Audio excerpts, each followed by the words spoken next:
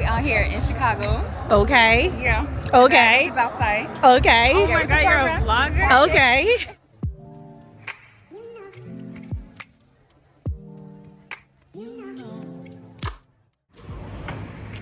Hey guys, I'm back to filming with my phone because the SD card of my camera needed formatting. And what did I do? I left the case in Bristol, so I can't format it. So I have to film with my phone for the rest of the trip. Today, I'm going on a famous boat ride in Chicago.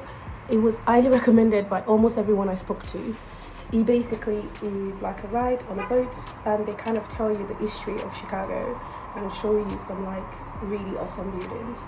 So I am going there today, and I'm literally just dressed and I'm about to step out, so thought to take you guys with me. So let's go.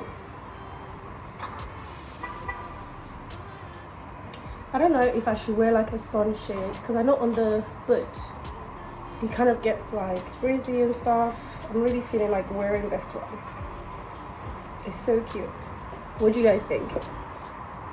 I think I should wear it. Yeah. So let me get ready and let's go. We're ready.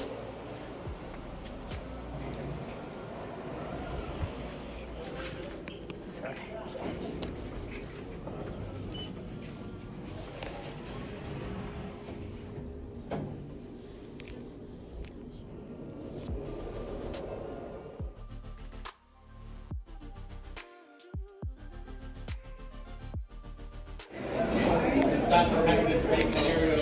I'm just waiting for my friend, and then we're gonna go on the boat together.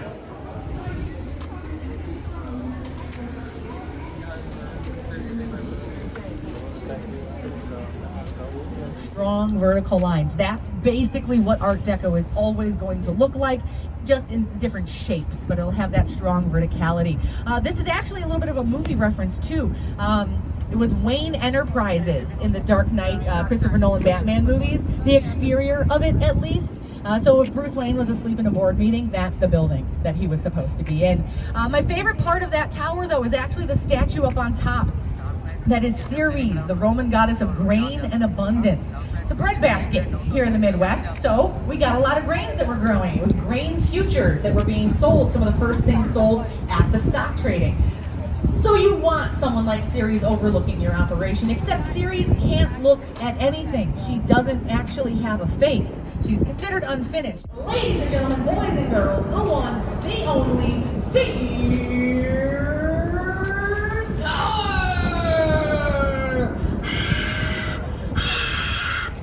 Tallest building in Chicago for 25 years, tallest in the world.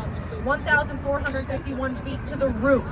The antennae do not count to the official height because they weren't part of the original design.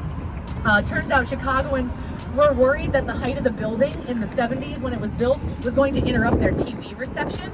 That's not scientifically how that works, but the antenna went up anyway to assuage people, and now a bunch of radio stations actually help broadcast out to further demographics with the help of those antennae. So win-win.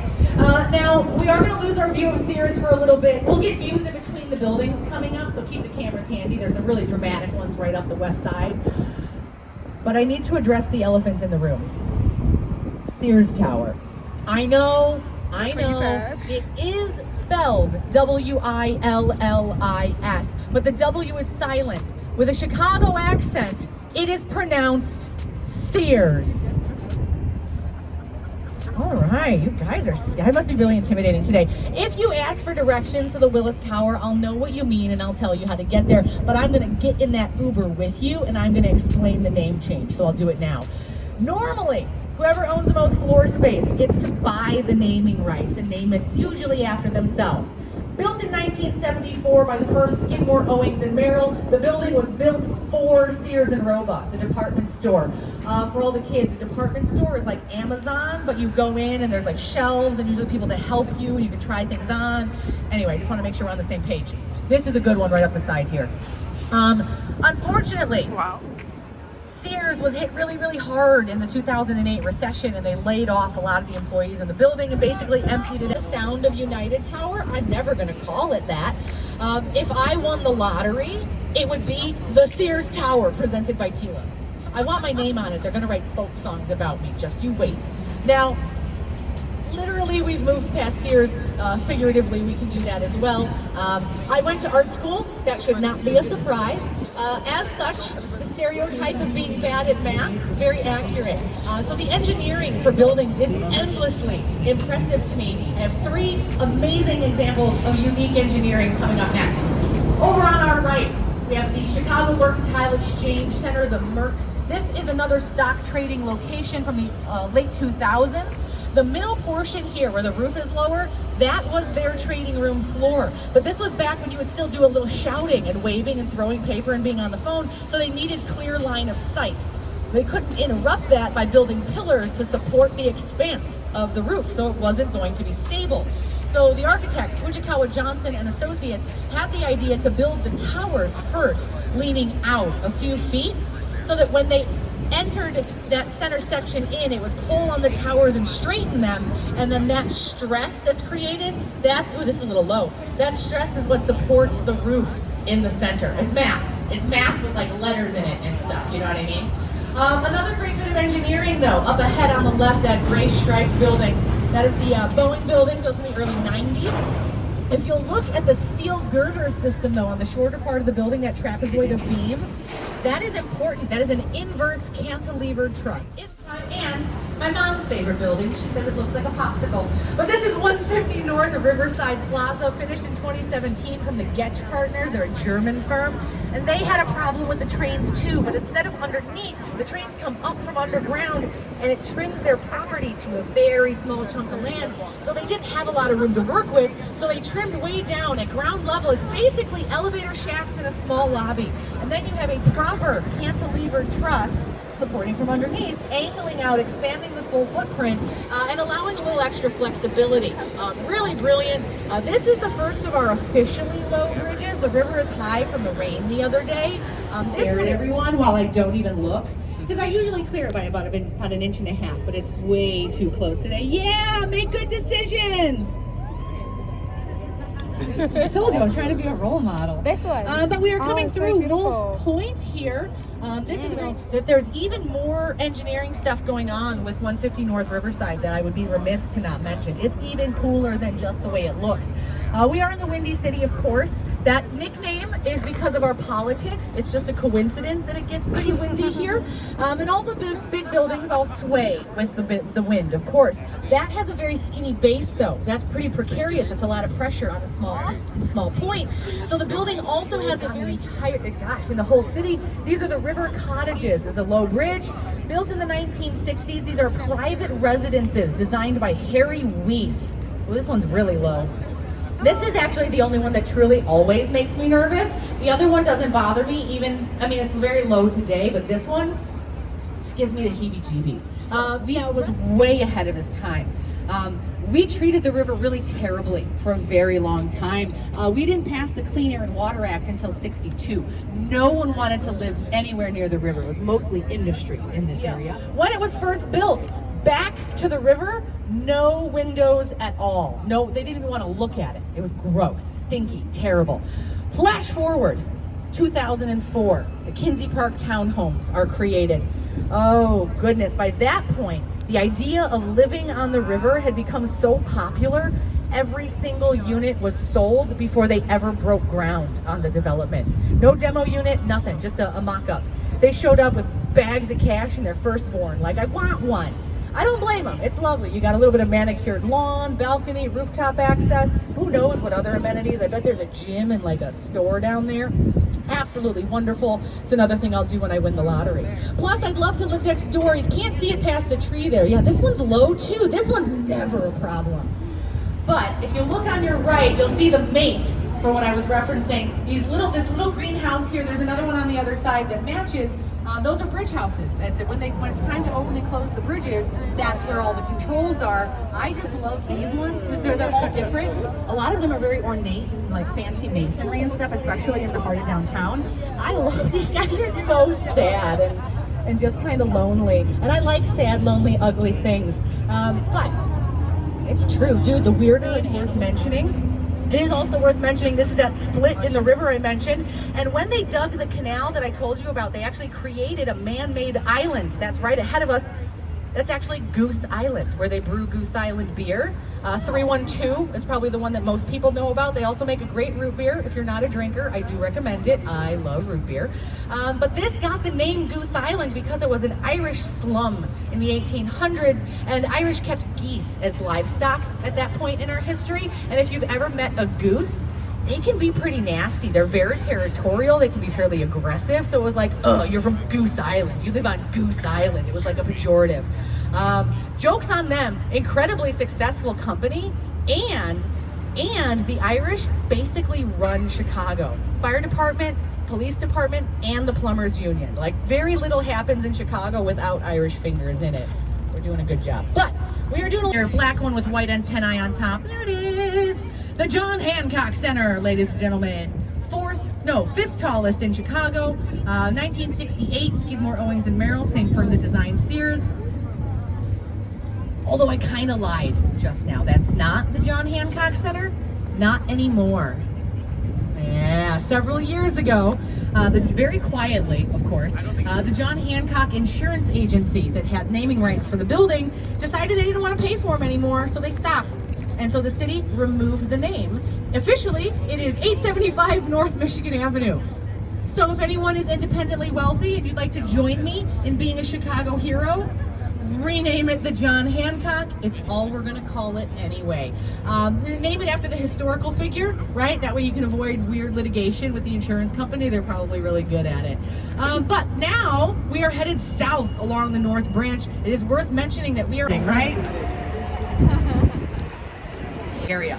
Instead, what we'll do is we will look ahead to the right, inland a little ways again for more arcs at the neck, and even has gold foil on top. Real in Chicago, and it's the one that I've been in that I mentioned because we have right next door with the curvy white dolphins that is Not you bending down. You know, I gotta get the angle. And I said I'd been in it, and I said I'd been inside of a genie gang. That means she did not lose her title. She just got first and second place because that was the tallest from a lead female until St. Regis was completed. She's awesome. She has a fantastic TED Talk about our relationships and community and the spaces that we inhabit. Like, I live in an apartment building and I don't really know any of my neighbors, and that wasn't a thing. We've become very insulated as a society, and her whole concept was to give spaces and opportunities for neighbors to at least encounter each other. So check out her TED Talk sometime. It's absolutely brilliant. I cannot recommend it enough. If you know her, tell her I'm a fan, and I'd love to buy her coffee, not a serial killer. Thank you. Now, he's actually the same man who designed the Burj Khalifa in Dubai, no relation to Wiz. Burj is currently... Thank you. People don't laugh at that joke enough, and I think it's silly. That one... The location matters, though. This is where they built the Wigwam Hall, Wooden Convention Center, where they held the Republican National Convention in 1865, where none other than Abraham Lincoln was nominated for the presidency, and now there's a Starbucks there. There is a plaque on the building to commemorate the event. It's not all pumpkin spice lattes and cake pops, delicious as they may be. There is more change on the river, though. This bad boy over here. Captain Joe, I have been tequila, or you can say tequila. If you're leaving us a review, tequila, my mom knows that, and she's the only one who reads my reviews. So we finally George and Boats is the name of the company. We love to have you guys. It's very Alright, so what would you tell people that got to so thank you, of course, for coming out and learning about Chicago with me today. It was a pleasure You know, to show you around. if you're coming and it's like a little chilly, make sure you bring a jacket. That advice is for me. Very, very crucial advice. If you want to get a little tipsy, they got a bar back there. Yeah, They got chips, they got hot dogs. Yeah. They got pretzels that have 0 salt on them, which is weird as hell, but you know, what are they doing? But yeah, thank you so much for watching, guys. What are we gonna do straight after? Oh, we're going to Illuminati's, get some deep dish pizza. Okay. And that's gonna be my first time. Getting the real Chicago experience here. Okay, I can't wait to try it. So guys, we are now gonna try pizza here. Some outside, and I can't wait to try it. So let's go. Sadly, we had to leave the other place because the wait time is over an hour. But that shows you guys a very good place. So we're gonna go somewhere else called Giordanos. This is actually the one that people told me to go to, so I'm kind of excited to go to this one. So It's just as good. it's just as good. Yeah. Yeah, so we're gonna go try it. So we finally came to Giordanos, which is the one that everyone recommended. But I'm not happy because like there's no queue. Well, I hope it's as good. We're just about to go inside and try the dip dish.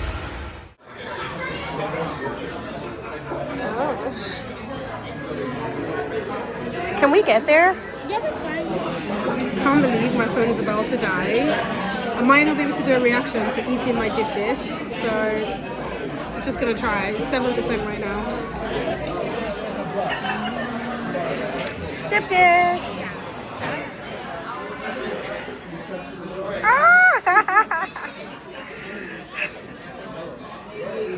It looks like big food.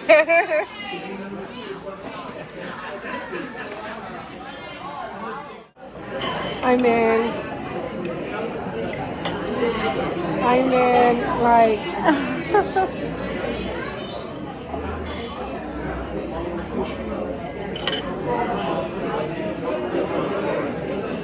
Deep dish pizza. Deep dish.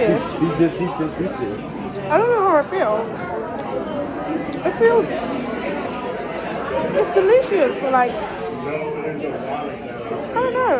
I think also like, what do you think about Giordanos peppers? I don't know. I would say like also like try it without them, just so you like get another taste of it. But I want my Pepsi. Can I get Pepsi?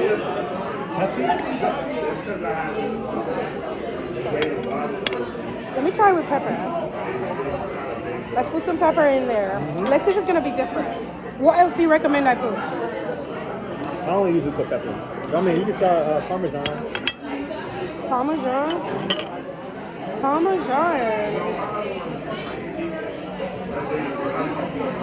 I mean, it's nice, but like, what is this thing? That's dough, man. It's straight dough. Yeah. It tastes different. It feels different. I remember you said you ain't like thick crust, but Yeah. this is like ultra thick. Yeah, but like, I mean, it's alright.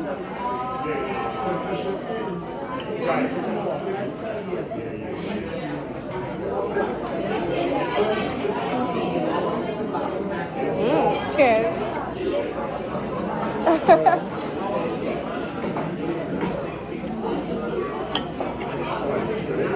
It's very filling though. Yeah, definitely. Like, I don't think I can eat past one. No, I feel you.